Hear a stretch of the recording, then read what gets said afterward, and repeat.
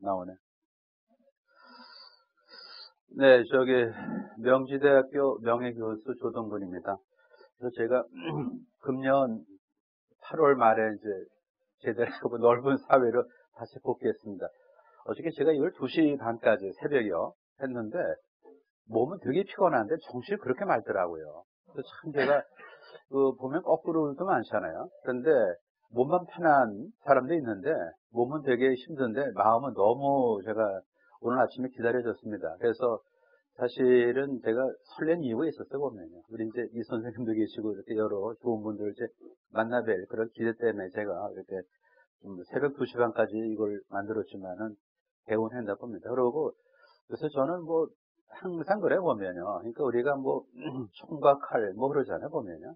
한 손에는 한 손에는 근데 지금 저는 한 손에는 사실은 신념, 그죠? 이념, 그 한 손엔 지식을 들고 이 어두운 세상을 밝히는 노력을 하고 있습니다. 그래서 미력이지만은 이렇게 힘이 쌓이면요. 소위 크리티컬 매스라고 그렇게 얘기하지 않습니까? 거기 분명히 도달할 겁니다. 그러니까 여러분들이 이제 같이 힘을 합치면은 크리티컬 매스에 도달한 시간이 아마 굉장히 짧아질 것 같아요. 네, 그렇습니다. 그리고 이 컨텐츠는 이건 제가 남겨놓을게요. 사실은 상당히 죄송합니다만 고급 컨텐츠입니다, 보면요. 그래서 이렇게, 그냥 짜집기 한 건 아니고요.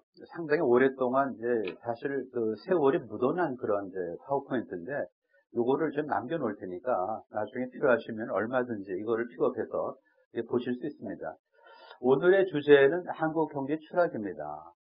사실은 좀 가슴 아프죠. 그런데 우리가 이렇게 현학적인 그런 흉내 낼 필요가 없어요. 사실 두 가지예요. 우리가 땀을 안 흘렸잖아요, 사실요. 그죠? 땀을 안 흘린다고 그러는 거 아닙니까, 지금요. 그리고 경제 지력이 너무 낮아요. 대통령은 물론이고요. 그 다음에 사실은 대한민국 전체의 어떤 국민, 그러니까 자본주의 시장 경제에 살면서도 시장 경제에 대한 이해가 부족합니다. 그래서 우리가 뭐냐면은 땀을 흘려야 되고요. 그 다음에 지력을 높이지 않고서는 추락을 막을 수가 없어요, 사실요. 얼마나 간단합니까? 근데 이것이 우리의 본질이에요. 땀 흘리고 지력 높이고 그래야 추락을 막을 수 있다 이겁니다. 일단 이제 편한 그림을 하나 보시겠습니다. 이제 여기 보시면요. 기본적으로 이제 1년여의 어떤 상황을 얘기하는 건데 국내 투자가 줄어요. 이거는 전년 동월이 아니에요. 전 분기 대비예요. 그러니까 이제 소위 말해서 어제 오늘 내일 연결되는 거거든요. 보면 미끄러져요. 보면 투자가 국내 투자는 줄죠. 그렇죠? 국내 투자는 줄고 그런데 여기 보면은 해외 투자, 그러니까 우리가 바깥으로 한 투자는 좀 늘어요, 사실요. 이게 이제 문제가 바로 이거죠. 국내에서는 줄고 해외에서는 이제 느는 거죠. 그러니까 한국을 떠난다고 보시면 되겠습니다. 그래갖고 여기 보시다시피 올해 1, 2, 3분기는 합치면은 이게 좀 꽤 돼요. 한 160, 그죠? 이게 360 정도의 어떤 360억 불 정도가 지금 해외를 나갔습니다. 여기는 줄고 있었군요. 이게 뭐예요, 도대체요? 상당히 심각한 문제죠. 그 다음에 여기를 다시 보시면요. 급증하는 여행 수지 적자. 이것도 우리가 눈여겨봐야 됩니다. 그러니까 여행을 하지 말라는 건 아니에요. 외국 사람도 그냥 들어온다는 거죠, 보면요.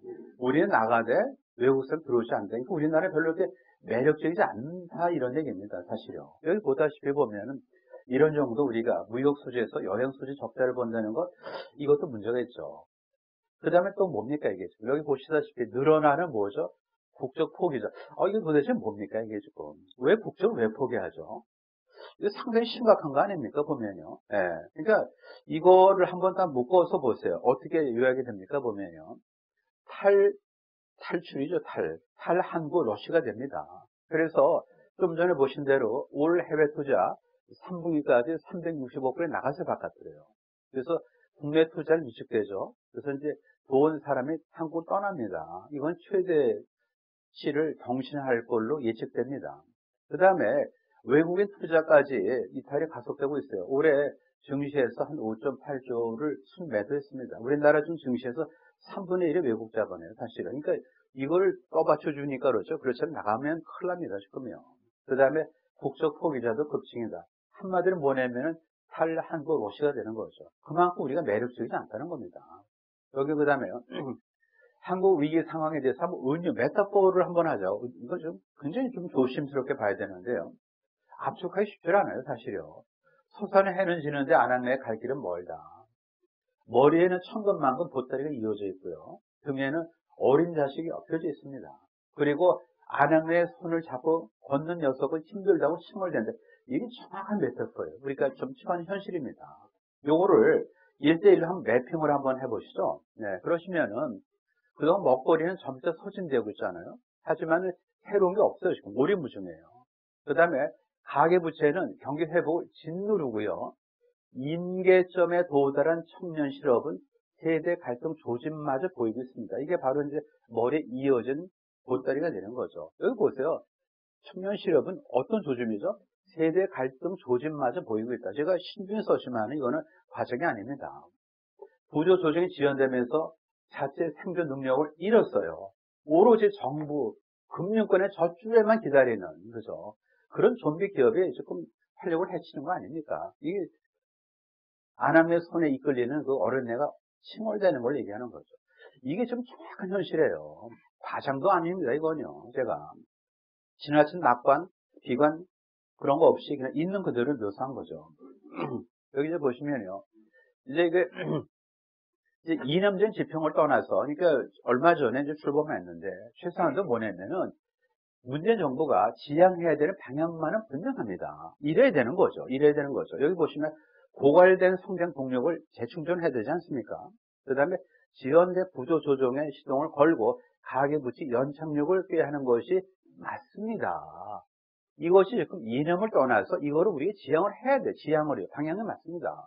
한데 문재인 정부는 현상에 대한 성찰을 그냥 건너뛰어요. 보면요. 건너뛰고 사전에 내비게이션 무슨 입력하듯이 사전에 입력된 좌파 DNA에 충실하는 정책을 시행을 합니다.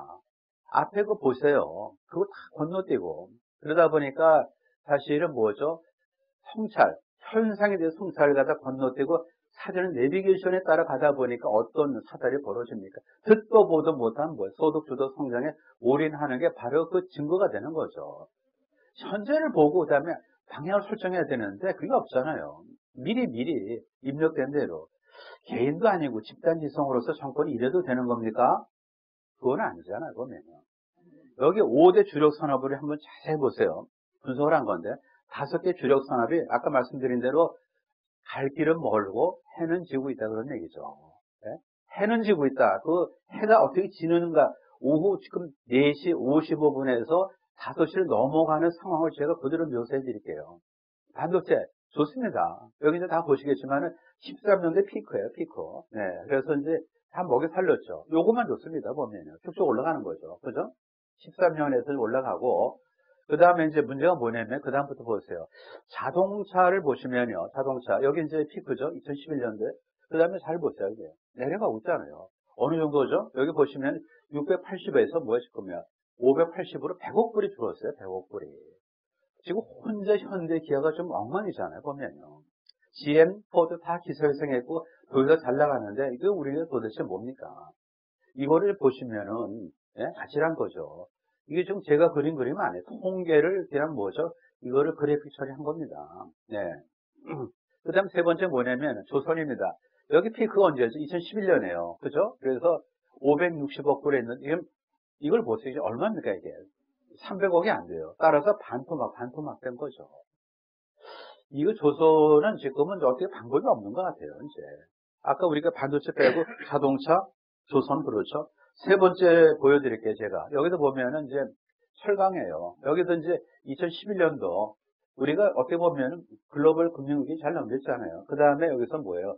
700억 불 정도 피크인데 이거 좀 내려옵니다. 그래서 어디죠? 520억 불이에요. 철강도 그래.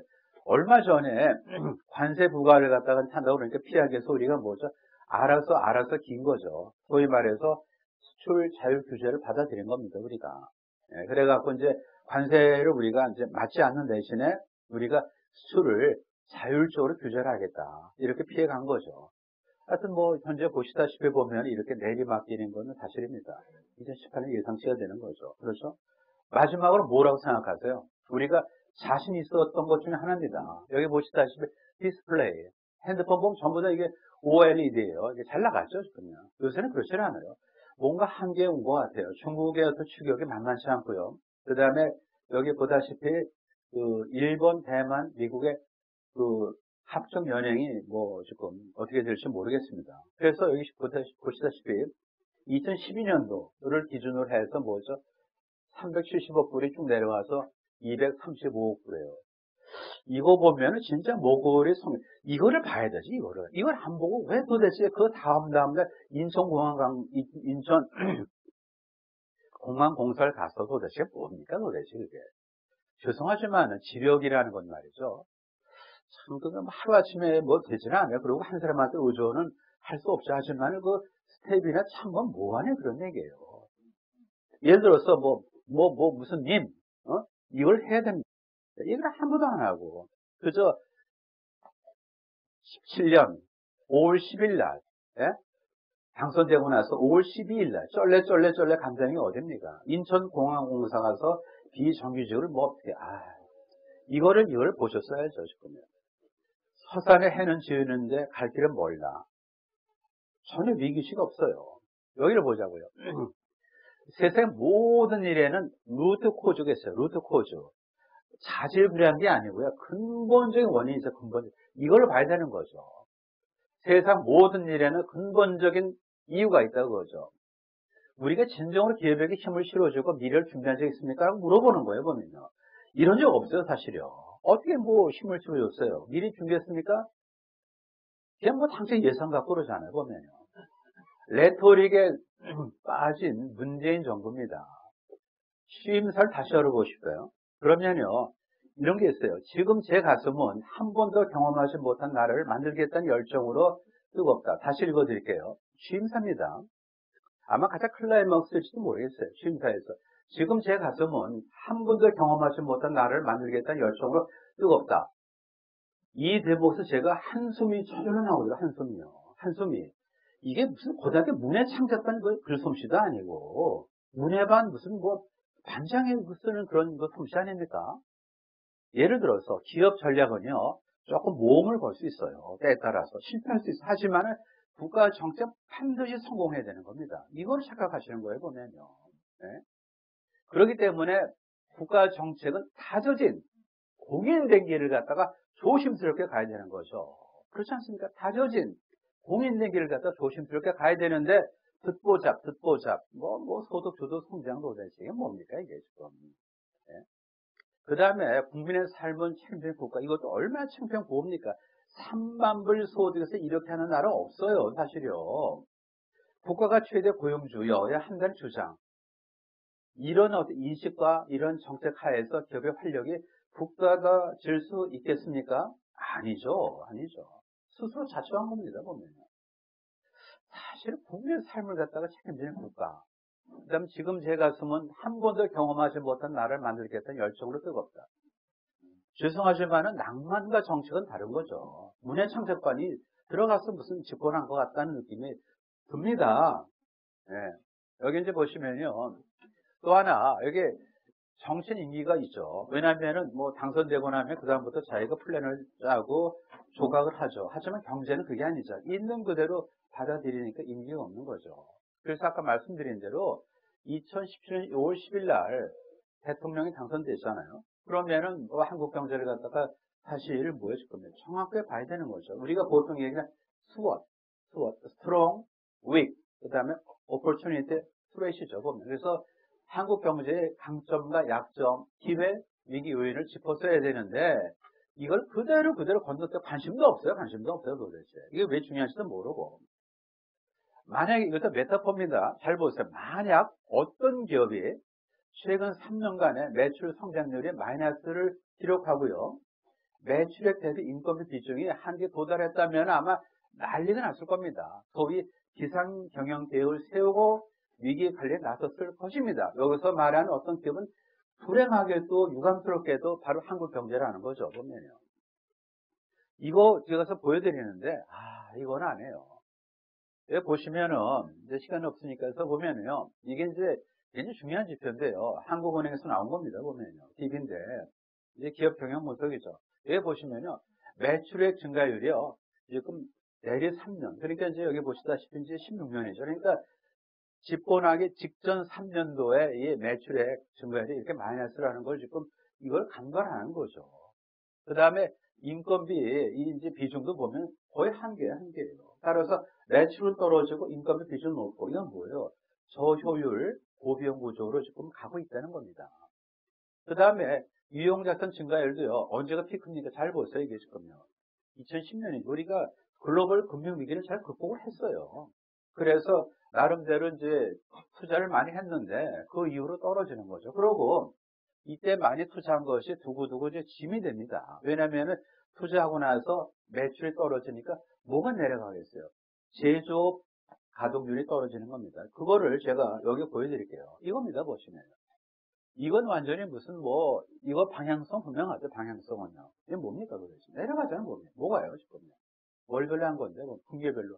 제조업 가동률 추이입니다, 이게 지금. 내려가자는 겁니다. 앞에 말씀드린 데 매출은 떨어지고, 인건비 비중 높아지고 말이죠. 그 다음에 하나를 더 사이드 에비던스로 보여드리겠는데, 이겁니다, 지금요. 해외 생산 비율을 보세요. 2015년도인데요. 여기 잘 보세요, 이게요. 이게 통신기기, 여기 보세요. 얼마입니까, 이게 지금? 이게 90%예요. 이게 뭘 얘기하는 거죠? 베트남에서 삼성전자가 핸드폰을 만들기 때문에 이겁니다, 보면. 통신기기는 핸드폰이죠. 베트남에서 지금 100% 거의 다 만들어요, 지금요. 그러니까 지금 이렇게 되는 거죠. 그러고 여기 또 보세요. 여기 지금 가전도 보세요, 지금. 가전도. 보세요, 봅니다. 85% 어디서 만듭니까, 이게? 어디서? 해외에서. 인건비 비싸고, 그런데 어떻게 이걸 하겠어요? 우리나라에서 절대로 말이죠. 핸드폰 못 만들어요. 이건 뭐라 생각하세요? 핸드폰 만들려면 여공은 필요한데 우리 여공은 없잖아요. 100% 다 대졸 여사원이에요. 여공 모집하면 난리가 나는 겁니다. 보면 난리가. 우리가 사실 그 재앙 아닙니까? OECD에서 대학교 제일 많이 가는 거 그게 창피입니까? 영광입니까? 잘 생각하셔야 되는 거죠. 왜 모든 사람 대학교 가야 됩니까? 그렇지 않죠. 대학생 쌓이는데 인재는 없어 보면요. 제가 학교에서 아주 절실하게 느끼는 겁니다. 지금. 이걸 보시라고요, 이거 지금. 네? 그 다음에 또 잘 보시면은 또 뭐죠? 자동차도 얼마 고용에 기여합니까? 잘 보세요. 어디까지 갑니까? 반에 반이요. 50%라고요, 지금. 이게 지금 한국 경제의 문제가 되는 거죠. 또 하나, 재정 중독, 알코올 중독은 이해를 해요, 개인이. 화가 나니까 술 먹, 아니, 국가가 왜 중독에 빠집니까? 어떤 중독이에요? 재정 중독이에요, 재정 중독. 재정 중독에 빠진 욜로, You only live once. 한 번밖에 안 살아. 내 이유는 국가가 존속 안 할지도 모른다는 식으로 미리 탕진하는 정부라 그런 얘기예요. 욜로, You only live once. 내 뒤가 없어. 그럼 저는 뭐죠? 그냥 빚을 내서 오늘 먹고 그냥, 그게 제일 좋죠. 여기 이제 보시면 상징적으로 보면은, 여기 보세요. 크게 늘어난 내년 정부 예산인데, 여기 이제 이렇게 16, 17, 18, 19 아시죠? 불과 며칠 전에 470조가 통과됐어요. 470조 맞습니다. 그리고 전년 대비 9.7%예요. 그 다음에 이제 여기 2018년도죠. 현재죠. 그래갖고 이게 430조에서 올라갔는데 가로 안에 보면은 이제 전년 대비 이제 예산 팽창률이죠. 2.9, 3.7 이게 정상이에요. 이게 정상이죠. 하지만 어떻게 정부가 뭐죠? 수립되고 나서 그다음부터 뭐예요? 이렇게 7.1, 9.7로 올라가냐 그런 얘기예요. 여기 보시면요. 아무것도 없습니다. 경상 성장률을 얘기할 수 있어요. 그러니까 소위 말해서 실질 성장률에다 인플레이션을 더한 거죠. 근데 이게 얼마가 되겠어요? 이게 한 3%가 안 되죠? 2점이 안 되죠? 그러니까 한 4.5% 정도가 경상 성장률이에요. 그러면은 예산 증가율이 경상 성장률하고 같다면 독립적으로 예산을 편성한 거죠. 맞지 않습니까? 왜냐하면 경상 성장률의 증가에 따라서 세수가 커질 테니까 그 세수를 갖고 예산을 편성하면 되니까 이렇다면 이건 독립적이죠. 그런데 2019년도는 예산 팽창률 아까 얼마입니까? 이거 다시 믿어주십니까? 이게 10%. 경상 성장률에 뭐 2배가 넘는 거죠, 보면. 전국 규모가 커지면 끝나는 게 아니에요. 어디가 줄어듭니까, 지금? 어디가 줄어듭니까, 보면. 민간 섹터가 줄어드는 거죠, 보면. 활력 있는 민간 섹터는 줄어들고, 방만한, 그러면서 비효율적인 그런 섹터가 늘어나는, 근육은 줄고, 지방은 많이 끼면서 그 신체가 건강하길 바라십니까? 그건 아니잖아요, 보면. 드디어 욜로, You only live once. 넌 한 번밖에 안 살아. 넌 내일이 없어. 오늘 다 먹고 마시고 놀아. 이게 뭐가 다릅니까? 재정 중독에 빠진 정부. 이거는 오늘 제가 쓴 컬럼인데요. 일종의 거의 욕이요. 근데 창피한지를 모르더라고요, 보면요. 너무 화가 나는 거죠, 보면.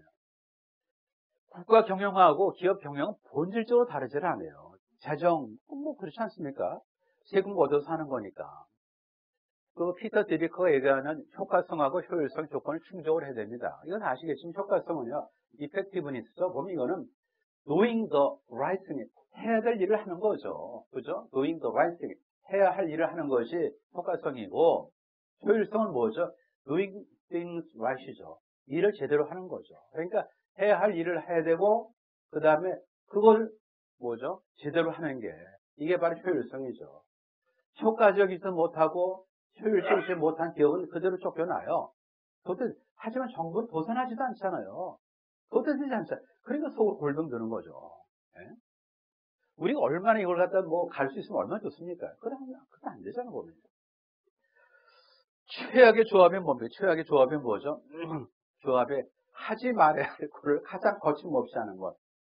맞지 않습니까? 하지 말아야 할 걸 가장 거침없이 하는 것. 비효과적인 거를 가장 효율적으로 하는 우리나라 바로 재정 운영이죠. 동의하세요, 보면요. 비효과적인 걸 효율적으로, 여기 보세요. 최근에 이제 뭐 그래봤지 이틀밖에 안 됐지만 아동수당을 갖다가 정부 제출하는 것보다도 지금 무려 2,300억을 증액을 했어요. 제가 그때 정신 나갔어요. 보면. 정부 예산에서 지금 뭐냐면 처음에 짠 게 1조 9천, 2조 이걸 갖다 뭐죠? 무려 2,300억을 증액을 했어요. 그 이유는 뭐냐면 소득 수준에 관계없이 모두 만 6세 이하 아동에게 10만 원을 지급합니다. 이게 팩트예요. 근데 올해 합계 출산율의 0.9명대가 분명히 될 겁니다. 떨어지기 확실해. 따라서 보육 인프라 구축에 나서야 되죠. 보육 인프라에. 그잖아요, 보면요. 플랫폼을 깔아야 되죠. 그런데 이 보육 인프라를 구축하면 여러 사람들에게 혜택이 돌아가지만 현금을 주면 그 혜택은 당사자한테 국한되잖아요, 보면. 지금 10만 원 받아서 애납니까, 지금 사실요? 이건 아니잖아요, 보면요. 우리가 참 노력해서 보육 인프라를 조금이라도 보태야 되는 건데, 그게 없이 그냥 나눠주는 거. 그것도 도대체 뭡니까, 이게 지금. 퍼센티지를 보세요, 지금요. 2조로 하면은 좀 10% 넘잖아요, 지금요. 증액을 했다는 겁니다, 요번에 지금. 더 가관인 건 뭐냐면은 조희연이라는 그런 인간이 9세부터 18세까지 학교를 중간에 포기한 사람들, 이제 학교 밖 청소년이라고 얘기하는데 월 20만 원씩 현금으로 지급하겠다는 겁니다. 이거 왜 그래요, 도대체?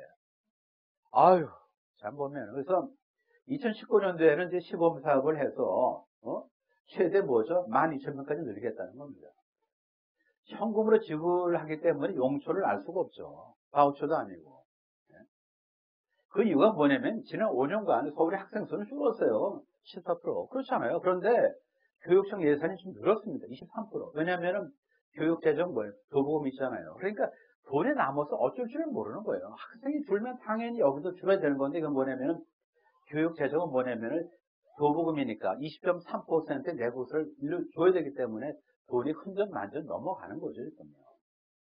또 하나 마지막으로 막판에 실세 국회의원들의 지역구 예산 늘려서 나눠 먹기 여전하더라고요. 여전해. 그러니까 아까 말한 대로 뭐죠?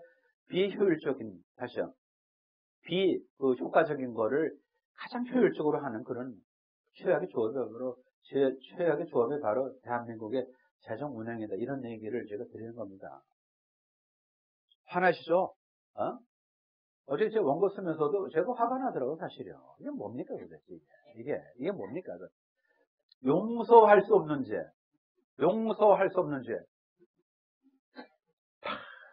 뭐로 탈래? 제가 이태리 말 몰라요. 근데 용서받지 못할 죄라는 뜻입니다. 두 가지가 있어요. 공직자가 국가 예산을 낭비하는 것, 기업가들이 이윤을 남기지 못하는 것, 용서하지 못하는 거죠. 그죠? 우리나라 위정자는 이중으로 죄를 지어요. 국가 예산을 방만에 운영하고, 첫 번째. 두 번째 뭐냐면 또 기업이 이윤을 내기 어려운 척박한 규제 환경을 만들어주는 거 아닙니까? 지금 도대체. 따라서 용서할 수 없는 죄를 짓는 것이 바로 우리나라 위정자들의 그룹이라는 거죠, 보면은.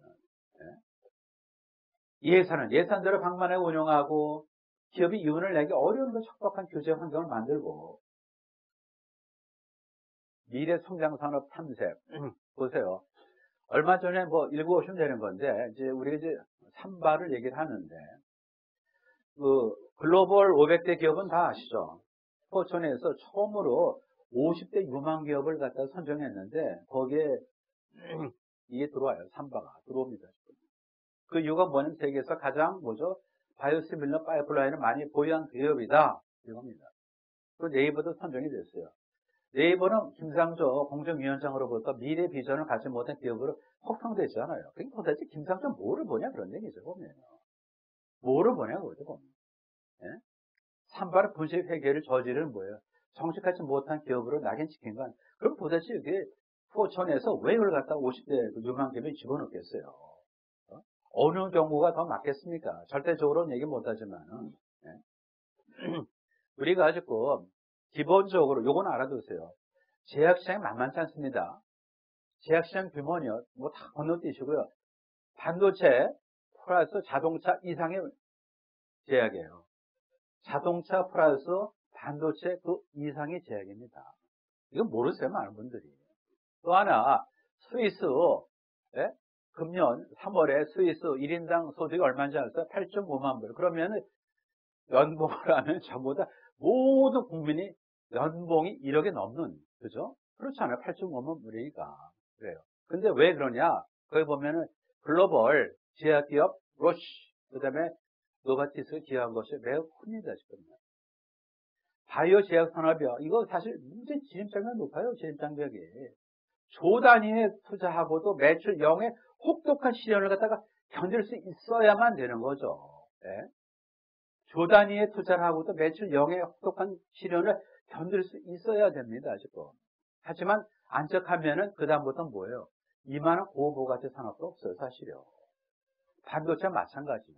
제2의 먹거리라 부른 이유입니다. 이걸 왜 죽입니까? 이걸 도대체 왜 죽이냐고요, 지금요. 기세 등등하게 꼬리 내리고 도대체 말이죠. 이거 봅니다. 국민의 노후자금까지 손실 끼친 불법 경영승계. 맨날 이런 얘기 하는 거예요. 이거는 우리 디테일을 보셔야 되는 거예요. 맞는가 맞지 않습니다, 지금요. 여기 이제 그림을 보여드리면 이렇습니다. 여기 이제 특별, 이게 좀 약간 좀 흐린데, 여기 보시면은 이제 간단하게 2015년 9월 15일이요. 그때 이제 그 말이 많던 신삼성물산이 상장됩니다. 예? 신삼성물산이, 그러니까 삼성물산 플러스 제일모직이 합쳐져 갖고 2015년 9월 15일에 이제 대상장되는 거예요. 그래갖고 주가 흐름이요. 흐름인데 보면은 여기는 아래는 뭐냐면 이제 코스피예요. 코스피 쭉 올라갔다 다시 내려오는 거죠. 보면은요. 기본적으로 그 삼성물산의 주가가 그렇게 헤매지는 않습니다. 유지가 돼요, 지금. 그러니까 여기 말한 대로 보면은 그 노후자금까지 손실 끼친 불법 이건 아닙니다. 여기 보세요, 보면요. 재상장 이후에 주가 흐름을 갖다가 코스피 지수하고 같이 맞춰봤을 때 2017년까지 삼성물산 주가가 낮아서 연금의 손해를 봤다고 단정할 수 없습니다. 그 다음에 문제는 뭐냐면은 연금의 유가증권 수익률이 낮아요. 이거를 문제를 삼아야 돼. 이거를 갖다가. 이건 뭐 신경 안 쓰잖아. 그러고 국민연금은 최고 CFO를 오랫동안 공석으로 또 방치를 했어요.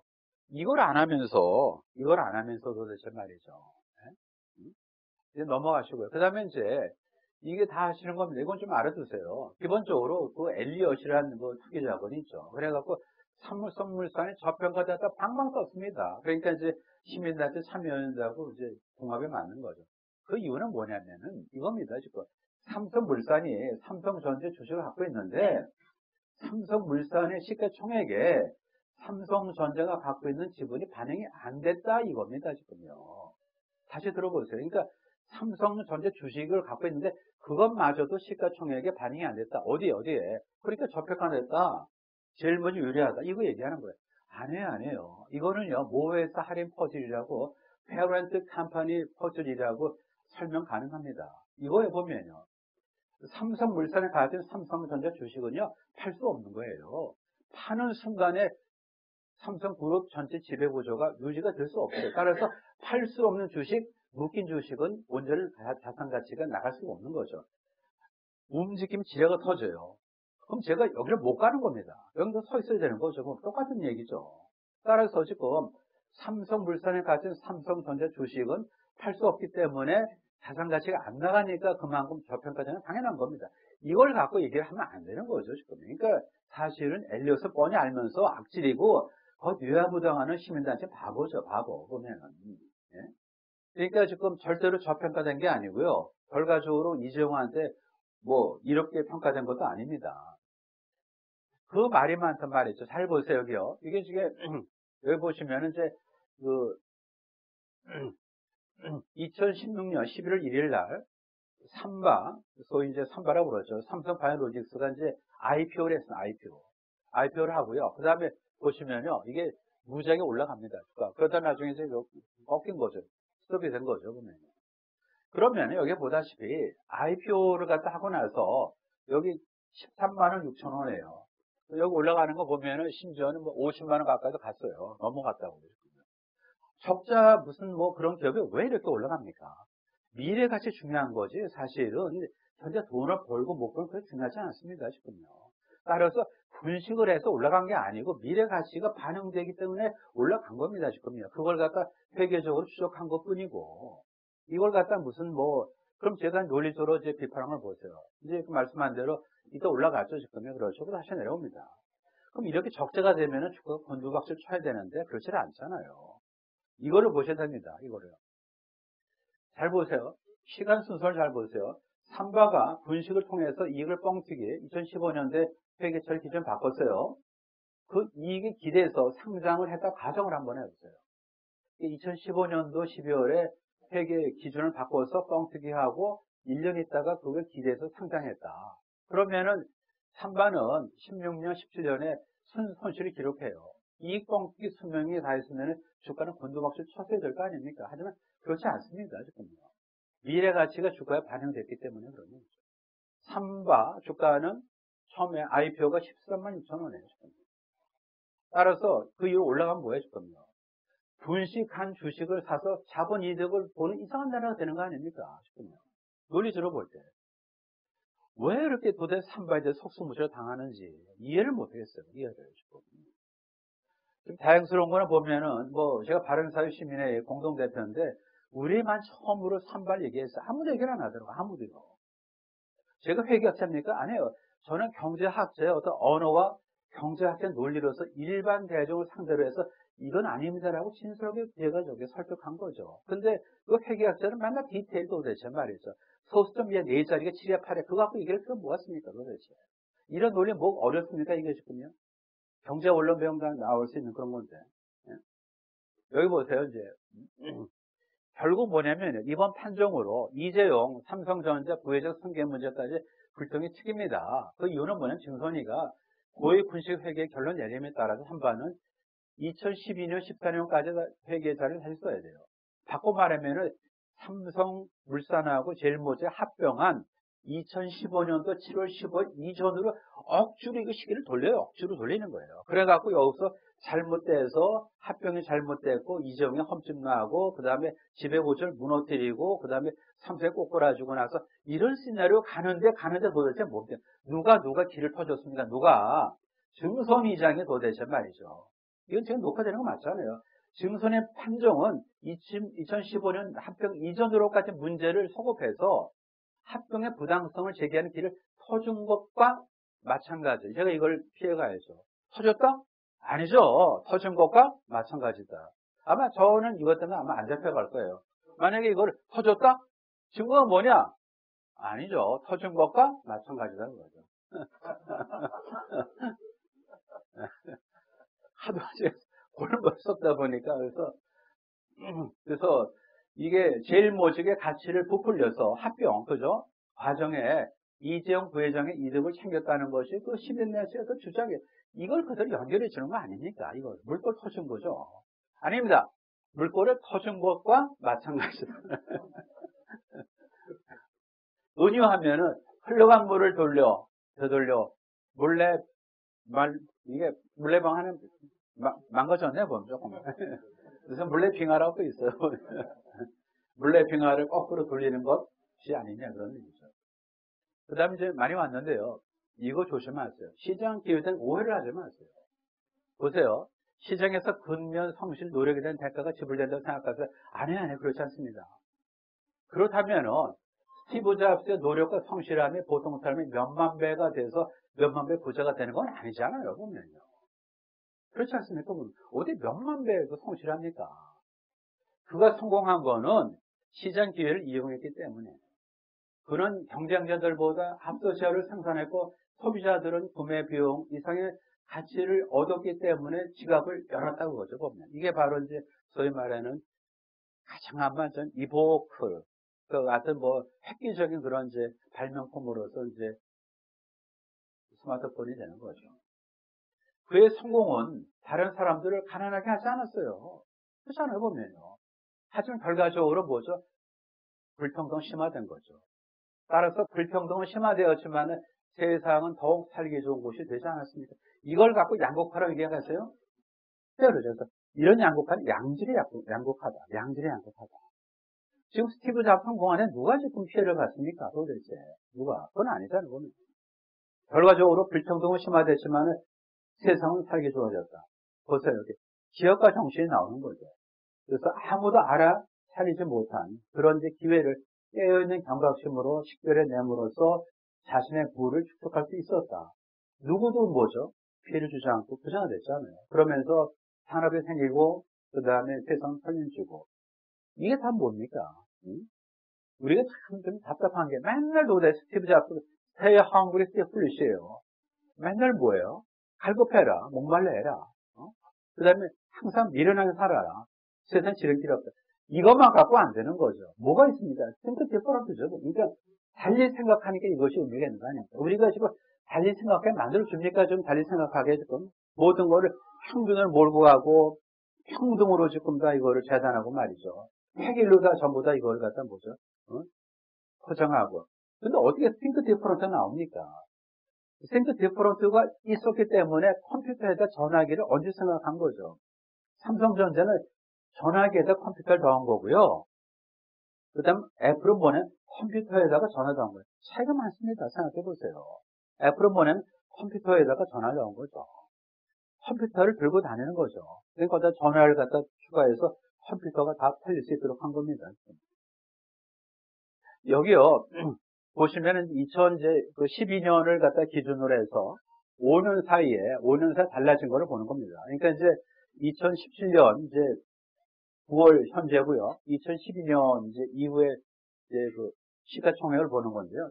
보세요. 끔찍합니다. 애플, 알파벳, MS, 페이스북, 아마존. 이건 이제 5년 사이에 늘은 거죠. 시가총액이요. 어떤 공통점이 있죠? 애플, 알파벳, MS, 페이스북, 아마존. 공장이 없는 데죠. 전부 다 플랫폼 기업이에요. 플랫폼 기업.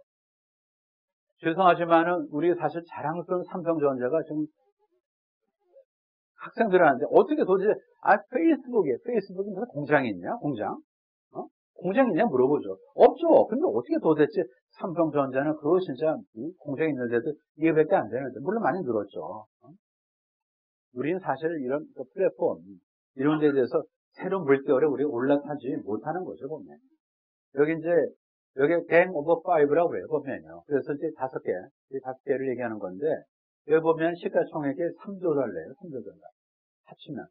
3조 달러를 넘는다는 옛날부터, 우리나라 보면은 1조가 좀 넘어요. 부자가 된 게 아닙니다, 지금.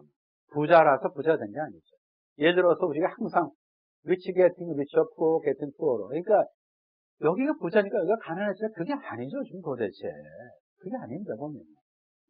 왜 우리 인과관계를 봅니까? 그러니까 새로운 시장 기회를 만들어줘야 되는 거 아니냐, 그런 얘기죠. 규제를 완화해야 돼. 우리 뭐냐면, 네가 왜 부자야? 너 누구 착취했네? 그게 아니죠, 보면. 그럼 누가 이제 부자가 됐냐? 이거 보면은 이제 100대 기업에서 28건이 나갔어요. 주로 석유회사입니다. 석유회사.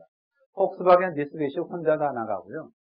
그 다음에 이제 GM이 어려울 때는 GM이 시가총액이 할리 데이비슨보다도 낮아요. 이거 참 재밌지 않습니까?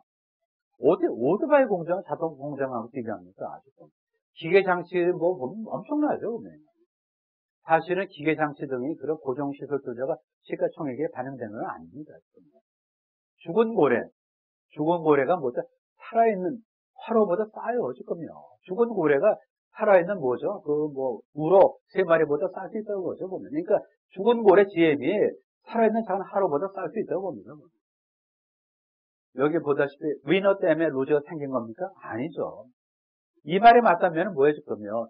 우리 김석호 차관님 잘생기셔서 지금 못생긴 거라고, 사실은. 그건 아니잖아요, 보면. 이게 잘생기셔서 못생긴 거 아니에요, 보면. 위너 때문에 루저가 생긴 게 아닙니다, 보면. 어떤 사람은 건강하셔갖고, 다른 사람이 아픈 게 아니잖아, 보면.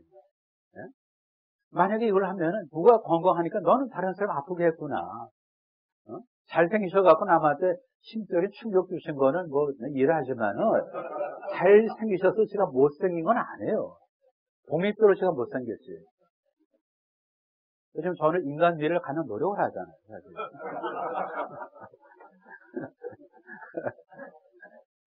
대단히 중요한 겁니다. 혁신에 의해서 추동된 경제 성장이에요, 보면요. 여기 보시면요. 여기 이제, 이게 1870년부터 2007년까지, 여기 2007이 뭡니까, 여기? 스티브 잡스가 만드는 뭐죠? 아이폰 4가 되는 거죠.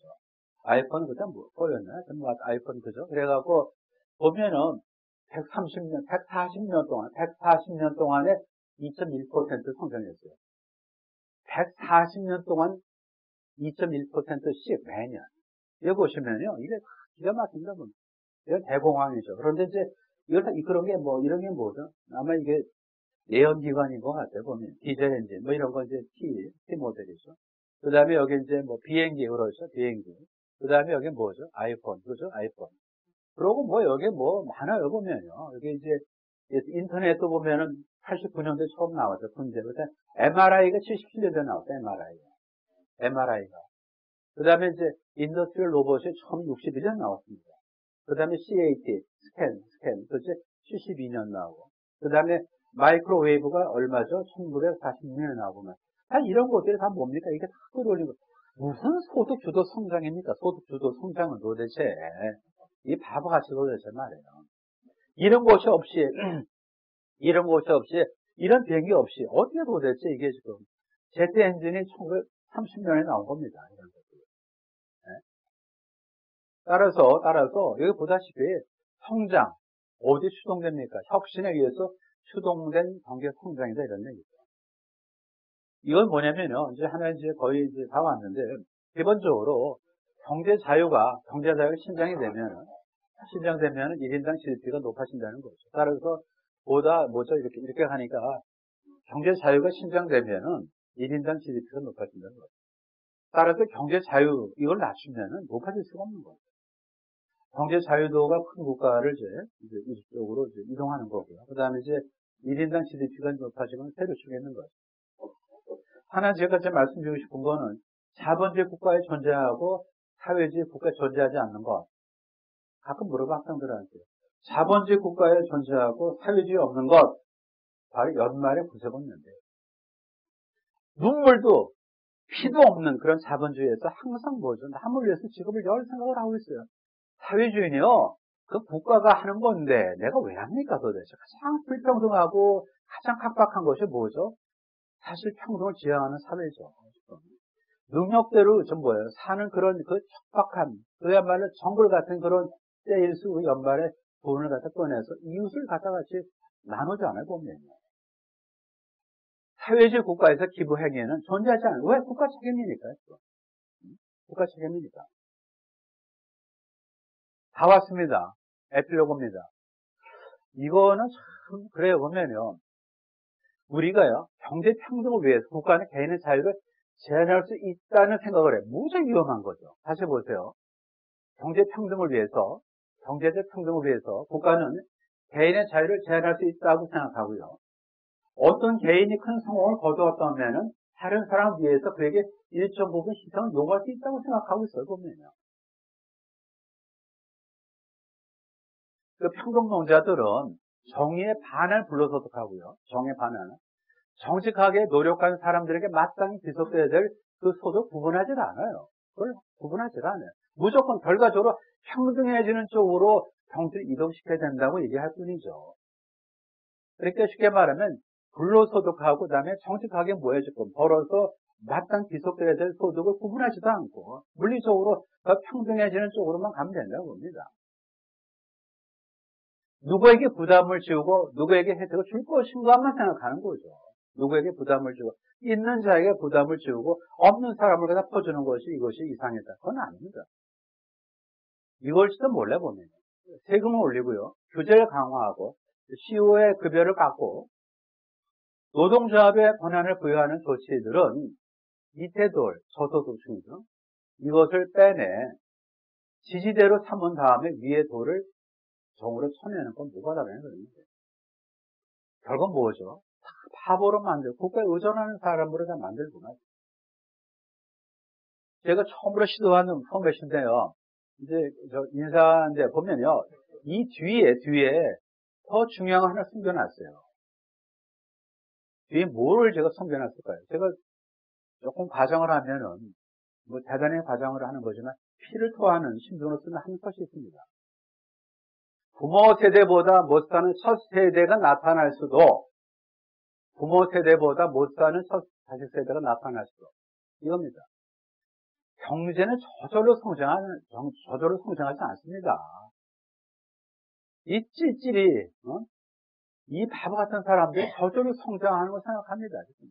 베네수엘라는 자국의 화폐를 가지고 공예품을 만들어서 관광객에게 팔고 있더라고요. 왜?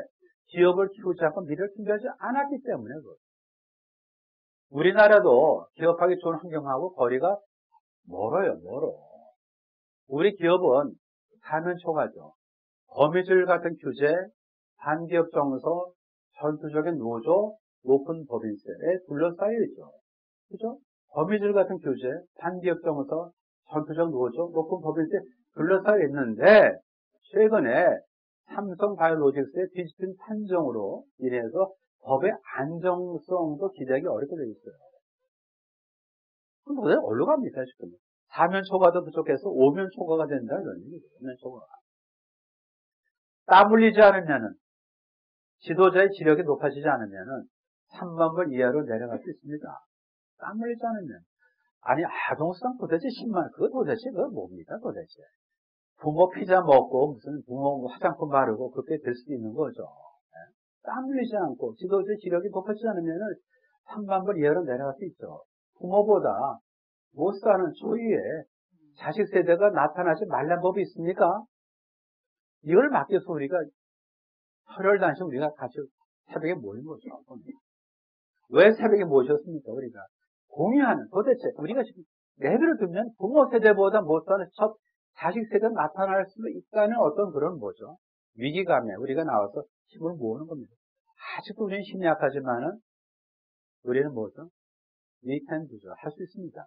한 손에 지식, 한 손에 신념을 갖고 하면 됩니다. 그래서 제가 시간을 잘 맞췄네요. 우리 저기 35분에 끝마쳐갖고 25분을 같이 이렇게 말씀하실 수 있는 시간을 제가 확보를 했습니다. 그래서 일단 제 말씀이 여기서 마치고요. 네, 감사합니다. 네네.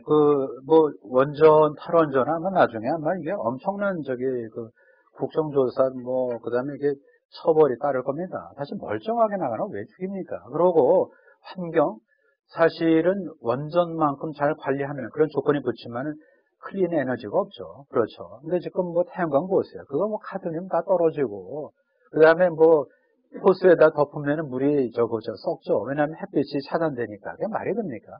아마 지금은 이제, 그렇지만 나중에 아마 사달이 날 겁니다. 그리고 죄송하지만은 중국과 연계됐다는 의구심 있잖아요. 그러니까 패널을 생산하는 쪽에 비즈니스를 도와주는 거 아닙니까, 보면. 그러니까 거기까지 가면 나중에 아마 큰 문제가 될 겁니다. 그래서 우리가 힘을 비축해서 이제 정권을 되찾아 오면은 이거는 제1번으로 왜 탈원전을 했냐. 그건 꼭 반드시 물어야 될 것 같고요.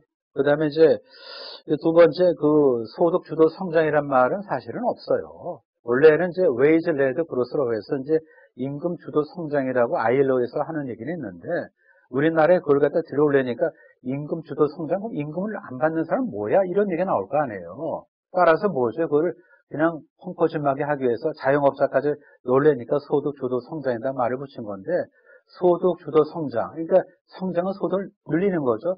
소득이 소득을 늘린다. 그러면은 주어 목적 구분이 안 되면은 정책이 될 수가 없는 거죠. 이걸 갖고 저걸 해야 정책이죠. 보면요. 소득이 어떻게 소득을 늘립니까? 따라서 이거는 주어 목적어조차도 구분이 안 되는 그런 논리적으로 말이 안 되는 겁니다. 그리고 소득 주도 성장 성공한 나라에 있으면 갖고 와라. 안 갖고 오잖아요, 보면. 지금도 공부하고 있대요, 보면. 없습니다. 그리고 어떻게 보면은 분배를 통해서 성장하면 얼마나 좋겠습니까? 근데 그렇지 않죠.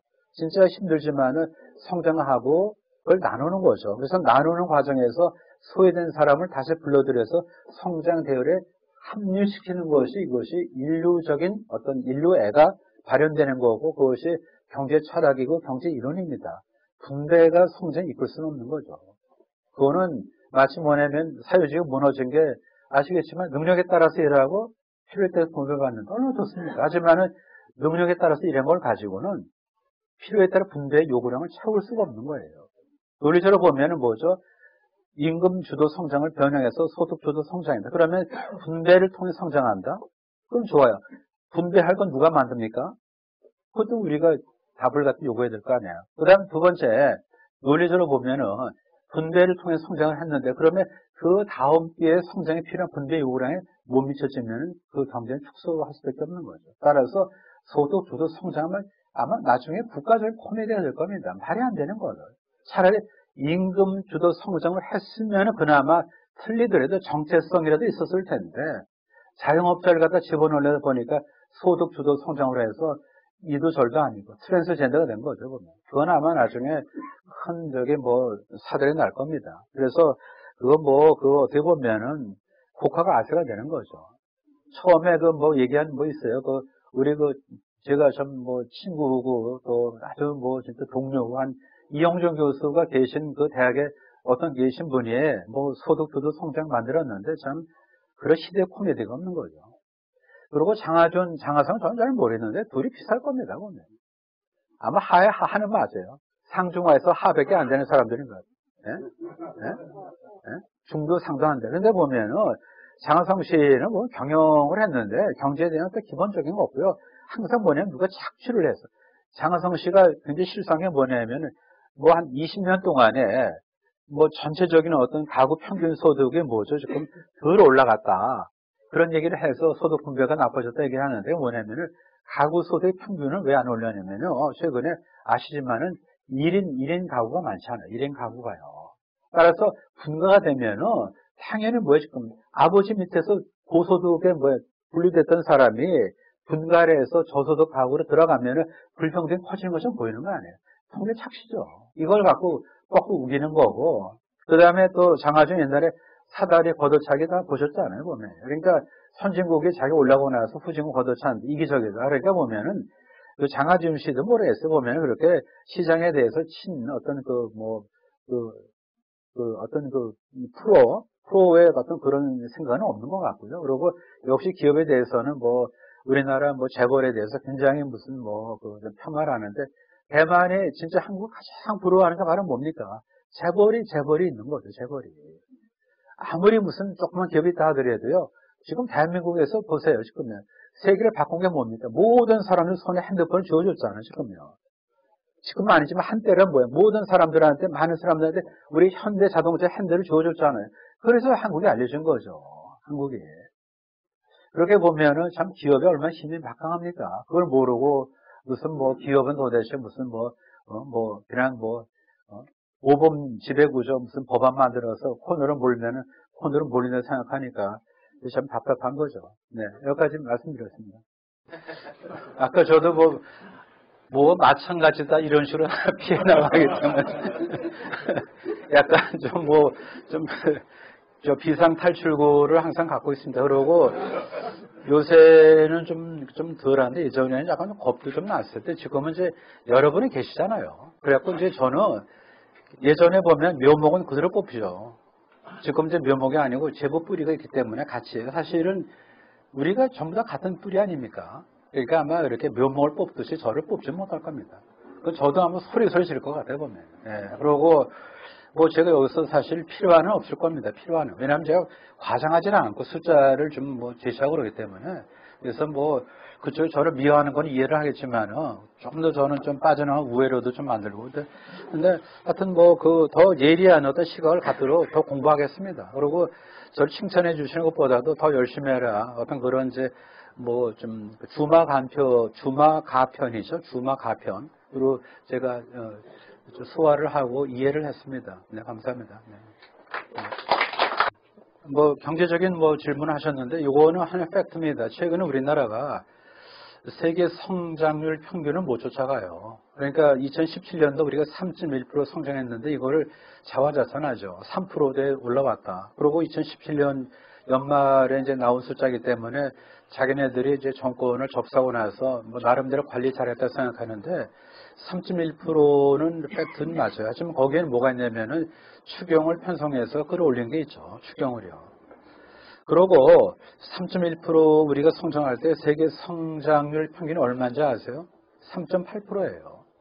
그러니까 세계 성장률 평균을 못 쫓아간 거는 못 보고 또 일부러 안 보고 3.1%만 갖고 보는 겁니다. 그런데 2018년도에는 아마 지금 봐서 2.7%가 되게 어려울 것 같아요. 계속 낮췄잖아요. 그러니까 3.2를 실현하고 나서 3.0을 갖다 예측했는데 그것이 이제 2.8, 2.7 내려오지 않았습니까? 그럼 올해는 아마 2.7이 굉장히 힘들지도 몰라요. 2.7이. 그럼 내년에는 더 내려가죠. 그러면은 작년에 이제 3.1이고 3.8 정도 0.7 정도의 이제 그런 성장률 평균이 올해는 아마 더 벌어질 겁니다. 그래서 내년에는 우리나라 성장률하고 세계 성장률 평균이 1%포인트 이상 벌어진다는 거죠. 근데 우리가 선진국은 아니거든, 사실요. 우리가 생각하듯이 선진국은 아니에요, 보면요. 그러니까 최소한 물적인 측면에서 볼 때 아무리 못해도 4% 정도의 중성장은 갔어야 되는데 우리가 그걸 건너뛰었잖아요, 보면요. 그러니까 뭐 지금 올해 2.7%인데 넉넉히 잡아도 내내 더 내려가. 그러고 우리가 다 망각하지만은 이건 말고 계세요. 여기 이제 그 우리가 뭐 최근에 최저임금 폭주 시민, 그러니까 최저임금 폭주 저지 시민 모임을 만들어서 최저임금에 이제 내년 1월 1일부터 효력이 이제 발생하는 그거를 효력 정지 가처분 신청을 냈어요. 근데 뭐 우리 이제 오버라이드 할 겁니다. 뭐 그냥 뭐 타고 넘어갈 텐데 올해도 뭐 참 힘들었는 내년에 그러니까 1월 1일부터 다시 10.9%가 올라갑니다. 그러면 이제 지금 7530이죠. 7530. 근데 내년부터 8350이 돼요. 주유수당 하면 아마 10,000원 될 겁니다. 그럼 못 견뎌요. 그러니까 우리 보면은 퍼펙트 스톰 맞는데 예전같이 뭐 글로벌 무슨 뭐 금융위기같이 뭐 바깥에서 오는 어떤 그런 그게 아니고 우리 스스로 자책골을 한 거죠. 자책골. 그러니까 골키퍼가 문을 비우고 그 다음에 지금 뭐 자책골을 넣은 겁니다. 그래서 어떻게 좀 그 최저임금은 그렇게 올리는지 참 답답한 게 이거 보세요. 이 정부 지력이라는 게 뭐냐면 그야말로 모든 게 그대로 유지가 되면서 모든 사람의 최저임금 혜택을 받으면 좋겠죠. 하지만 최저임금 올라가면요 그만큼 뭐예요? 최저임금을 받을 확률이 떨어지는 거죠. 사실 그걸 못 보는 겁니다. 그래서 내년에는 아마 진짜 암담한 게 며칠 전에 제가 우연히 서공동 롯데호텔에서 아주 간만에 저녁을 먹었는데 2층에서 이렇게 보니까 1층이 보이더라고요. 서공동 롯데호텔 1층에 라운지 굉장히 유명한 데 아니에요. 불이 꺼져 있어요. 통통 비어 있더라고요. 지갑을 닫았다는 거죠. 심지어 부자들도. 좀 이럽니다. 지금 보면요. 그래서 좀 올해 그 보면은 뭐 진짜 암담한데 지금 특히 아까 우리 그 4대 그 이제 반도체 빼놓고 거기서 자동차가 더 힘들 것 같아요 보면요. 자동차. 그래서 등등해서 보면은 내년에 뭐 경제 성장률 2.5%뭐 가기 어려울 겁니다. 그러고 어떻게 보면은 이제 더 이상 이제 굴러가지 못할 수도 있어요. 보면 이 정부가 경제 면에서는. 그러니까 그때를 위해서 우리가 다 같이 좀 힘을 좀 비축합시다. 네. 그리고 하여튼 뭐 그 이겨내야 되죠. 네, 그렇습니다. 가계부채요. 근데 가계부채도 보면 사실은 좀 1,500주쯤 되는데요. 가계부채는 그래 보면 뭐 중산층이 뭐 빚진 거 아무것도 안 해요. 그거는 뭐 부채 뒤에 또 자산이 있고 소득이 있잖아요. 그런데 다중 채무자, 그 다음에 저신용 채무자, 그 다음에 이제 뭐 그런 쪽에 보면은 굉장히 그 한계적인 위험에 노출된 사람들이 많죠. 그래서 우리가 금리도 좀 더 빨리 올렸어가지고 약간 남의 돈을 쓰는 거를 긴장감 있게 해야 되는데 너무 그거를 무디게 했어요. 그래서 지금 이미 부동산 많이 올랐잖아요. 부동산이 오르고 그다음 빚을 내서 집을 샀는데 이 가격이 유지가 안 되면 전부 다 뭐죠? 그야말로 가계부채발이 아니더라도 뭐냐면은 부동산 어떤 폭락에 따른 어떤 이제 가계부채가 갑자기 현실화되는 거죠. 빚을 갖다 줬는데 자산이 유동화 안 되는 그런 거니까. 그래서 지금 우리 가계부채도 진짜 보면은 그 좀 말한 대로 말씀한 대로 이제 저소득층, 그다음에 다중채무자, 그다음에 신용등급 낮은 쪽에 그런 쪽에 우리가 좀 예의주시를 해야 될 겁니다. 그리고 금리는 약간 올려놔야 나중에 우리가 때에 따라서 저수지에 물을 받아놔야지만은 저기 비가 안 올 때 물을 내려서 이제 농사를 지을 수 있듯이 금리를 약간 올려놔야 나중에 필요할 때 금리를 낮출 수 있는 거죠. 그래서 예전에 금리를 좀 놓을 때 그냥 안 하고 이제 막 경기가 좀 나빠지고 막 그럴 때 금리를 올리는 그런 실기하는 것도 정책의 우가 되는 거죠. 네, 그렇습니다.